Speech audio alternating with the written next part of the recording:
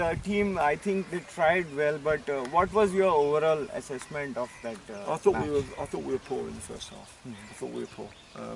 But what was very pleasing, and we just spoke about at half time about the responsibility of the players and just raising the tempo of the game a bit and working harder, and you know we did that in the second half. That the same group of players in the same system that were ineffective in the first half were very effective in the second half. So we can take a lot of, not so much credit, but looking forward, that's great to have that. They took the game by the scruff of the neck. I think we had at least 3 or 4 good opportunities to equalise, but once we conceded the second goal, really it was game over, sort of 7 or 8 minutes to go. And again, the disappointing thing in the game was that we conceded 2 goals from set pieces, Right. which in my book is not on. It's criminal. That should happen. It's no matter how badly we did or didn't play in that game, if we'd have been switched on at those 2 moments in the game, then we'd have come away 0-0.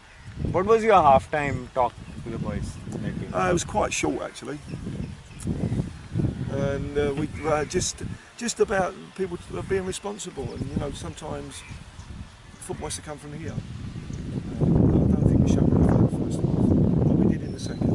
In the heart. Yeah, of course it does. Yeah, it has to come from there. You know, you can't. You do play the game with your head, of course you do, but ultimately that takes you through the game and pushes you, and we did that. I was so pleased in the second half. I was disappointed that we didn't get the equaliser that I thought we deserved, and as I say, once the second goal went in, 8 minutes to go, and you can see really then it's going to be difficult to get back. But you know that we actually showed the desire to get back in the game after half time was very pleasing.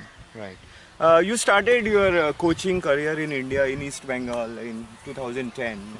You got now around 4 years of experience. What do you make of the overall footballing culture in India? Where are we right now, and what do we need to do to improve ourselves? How long have you got? You can go on and on probably on this. Not at all. I think. I mean, I've seen the improvements over the time I've been here. I think that probably when I first came, there were games that you would look at in the league, and without being big-headed, you'd think, right, we'll get 3 points here. And more often than not, you did. But that isn't the case now. I think that the teams have improved. The coaching standards improved. The Indian coaches now are getting qualifications and getting A licences and getting pro licences. There's the foreigners that are coming in are probably a bit better than as well. The whole thing just seems to be a little more professional, unfortunately, apart from the support that some clubs get. Are the players taking their career seriously? Are they working towards improving their physique and stamina? This is a wonderful time to be involved in football in India, especially for the players, because they know at the end of the season there's every chance that they could be involved in the ISL. So that in itself should be enough for everybody to change their mindset and want to become a professional footballer. It's the best job. It's the best job in the world playing football. You get up in the morning, you come to work with your friends, you have a laugh, you have a joke, you keep fit, you work hard. Honestly, it's the best job in the world, and for people who can prolong that and play at a higher level as well, it makes the job even more satisfying. But for anybody who's, as I say, coming into football now, that at the end of the season, a good season for them can open doors. Absolutely. ISL overall, what's your opinion? We've seen it, it's big, people have come to the stadium, people have watched at home on television. What's your overall opinion of that product? I think it was great. I really enjoyed it. It was marketed well. All the games were live on TV. There's huge crowds in. There's people playing in games that myself included, that I've only ever seen on the TV. The same as anyone else. So to get the opportunity to watch them playing live and be part of the whole thing, it's an exciting time. I think it's an exciting time for Indian football. And you were based in Kerala as assistant coach, and I think the Kerala fans were the best fans in the tournament. They were thronging the stadium. So how was it? Was there pressure from the fans? Did they try to No, not beat at all. you? I think they were. Well, I think coming from Calcutta really Yes. prepares you for anything. Yeah. because the supporters are fanatical there, as you know, and we used to get quite a lot of them as well. So, but the supporters in Kerala were great. We got behind the team. They were colourful.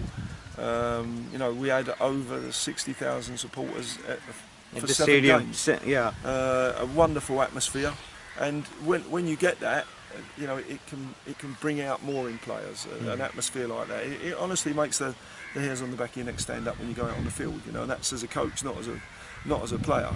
For the players to go out, the stadium's full, the colour, the noise. Does your style of coaching change from ISL team to I League team? Again, you'd probably have to ask other people that. I mean, I'd like to think that it doesn't. Sort of, you just try and be the same person all the time. Try and be the same every day when you go in. Do the same things, act in the same things in the same manner. You have more leaders on the field, like David James was there for Kerala. Yeah, well, better marquee players. you've got experienced players who have played in the top leagues all over the world, and I'm sure me myself when I was a young player playing, and you learn so much from other players, as well as the coaching staff, obviously, you know. But when you're in the company of players and you see how they prepare and how they go about playing in the games and their attitude in the game, sometimes that's worth more than any of the coaches can tell you. What's been the biggest challenge for you in coaching in India? Nothing really. Sometimes some of the things that you have to face, you don't normally have to face in other countries. Obviously, I mean, I've had a rat on my head in bed while I've been here. No, I've not had that before. But I don't try and compare it with anywhere. And you know, India's India. India's what it is. I don't come here and think, you know, it's not like England. It's not like Australia. It's not like Europe. It's not.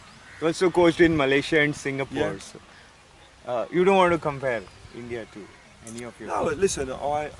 Football's football, and footballers are footballers. Absolutely. And believe you me, footballers are the same all over the world. Whether you be in India, England, Australia, Singapore, Malaysia, they're the same. They've got the same sense of humour. They're all around the same age, and you know, this is. I said football was the best job in the world. This one's second. Any special memory that you would like to share with us coaching in India? What has been your most I've had memorable? Obviously, the support that I received from the East Bengal supporters was unbelievable, and that's something that I think I'll take to my grave with me. They were great towards me, and I can never speak highly enough of the support that I got from them. So I'll never forget that. But I've met some lovely people, and you know, India, you know, a lot of people here don't have anything, and when people don't have anything, but will give you half of what they got, you know, I think that's a wonderful trait in people. What's your ambition in coaching? To be as successful as I can wherever I am. You're always at the hands of somebody else, really, in coaching. The players? No, well, and people who employ you. Yeah. You know, it doesn't matter if you're the best coach in the world. If somebody don't want to give you a job, you don't get a job. So, you know, mine is to try and go where you are and win as many games as you can. Dempos are obviously known to be the best employers. They put a lot of faith in the coach and give them a long-term deal. So, have you taken a decision on your long-term future? Well, I think it'd probably be a bit unfair on everyone. Let's see at the end of the season where we are, how the team's done. You know, obviously if I don't do well here and the team don't do well, I wouldn't expect to be here next year. Again, that wouldn't be my decision. Right. So let's just see what happens between now and the end of the season, and then we'll take it from there.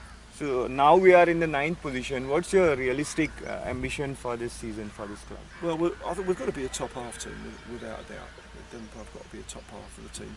But you know, you can never tell in football what's going to happen. So our main objective at the moment is to make sure we're in this league next season. Mm-hmm. Has the chairman Srinivas Dempo given a target of finish? No, not at all. I've had a chat to him. The man understands football. He lets you get on with what you need to do. There's no interference in any way, and just complete backing from him. Trevor, it was a pleasure talking to you. Thank you very much. Thanks a lot. All the best. Thanks. So that was Trevor Morgan, the head coach of Tempo Sports Club, taking the moment as it comes and wanting to win the games, as many games as possible, and take Tempo up the table. See you next week in Simply Sport. Keep watching Prudent. Goodbye.